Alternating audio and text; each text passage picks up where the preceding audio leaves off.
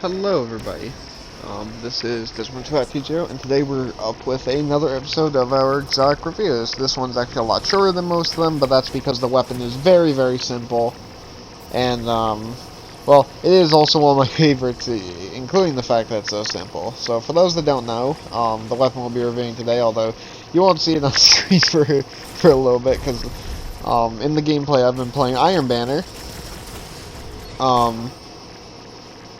which means people are tryharding, and it's always fun dealing with tryhards, especially when power level is enabled. But regardless, let's talk about this minigun of a thing. Firstly, for those that don't know, I guess I should go over the exotic perk. The exotic perk is spinning up. So basically, the longer you hold down the trigger, as you can see in this gameplay, the faster it shoots. And then picking up ammo automatically reloads this weapon. Simply put, for those that want the stats, the weapon is effectively, well, I don't know the exact rate of fire, although I'm sure you can find statistics out there, but I believe it's like a 900 RPM weapon, at max spin up, mind you, and it has the same damage as like a 750 or something like that. So essentially, basically, it's just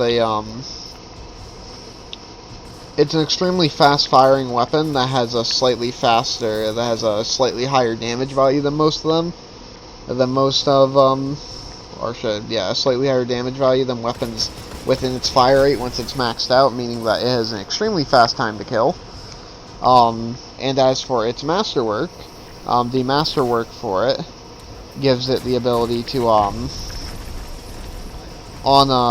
when fully spun up, so basically when it's firing at max rate of fire, you will take reduced flinch, and that's pretty much it. So, how much damage does it do? Well, in Crucible it does 20, obviously. In PvE it's hard to tell because, you know, obviously different light levels, stuff like that. But, for mag size it is 150, and it has a reload speed of around 2 seconds at the slow reload. Fast reload is like 1.30 seconds. Like, the gun seems quite slow because of, you know, the use of hand cannons and scout rifles and stuff like that. But overall, the weapon's actually quite fast, and even its spinning up is quite fast.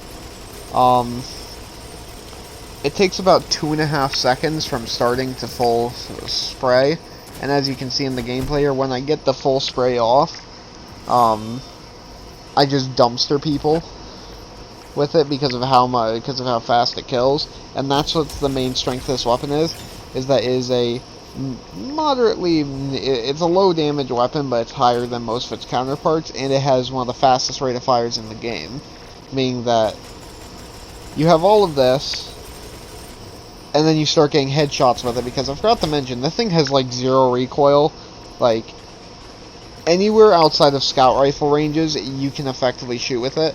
And once you get the masterwork, the biggest issue you might see in this gameplay, which is flinch, is completely negated.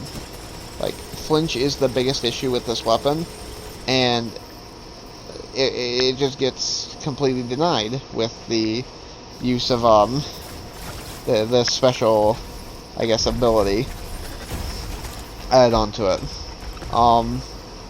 It does have 2 weaknesses, though, I do want to go over. One is that if you do not get the spinning up in time, your time to kill is extremely slow. Simply put, that's why you see me at some points where I'm continuing to hold down the trigger even though I probably shouldn't. And there's other scenarios where I'm just holding down the trigger before I would start an engagement. That is because of the fact that you always want this weapon's top time to kill, which if it started off at max fire rate, it would be the best auto rifle without a doubt. Good news is that the weapon doesn't care too much, so you have the ability to, you know, do some good with it.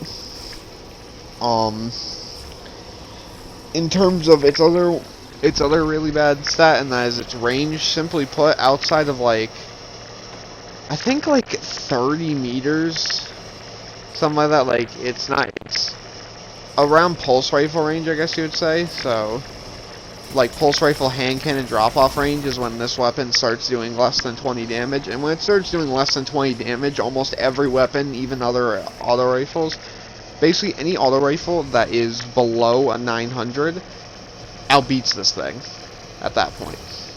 So I would say the biggest issue is just range, because your range of engagement with this weapon is quite close, but you lose to shotguns and stuff like that. So basically one-hit weapons and weapons with high flinch beat you.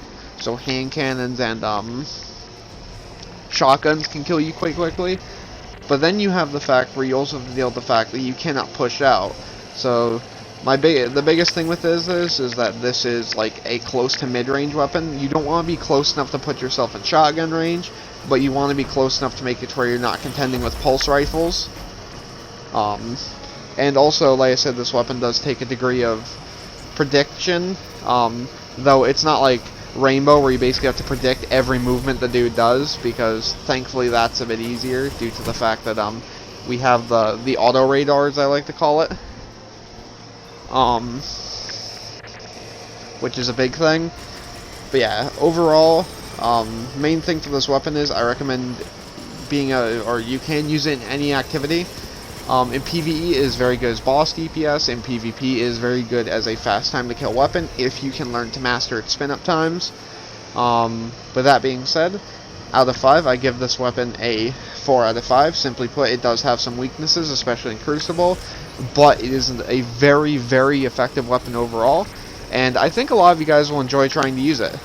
That being said, this is Desmond530 with more exotic reviews, and signing off.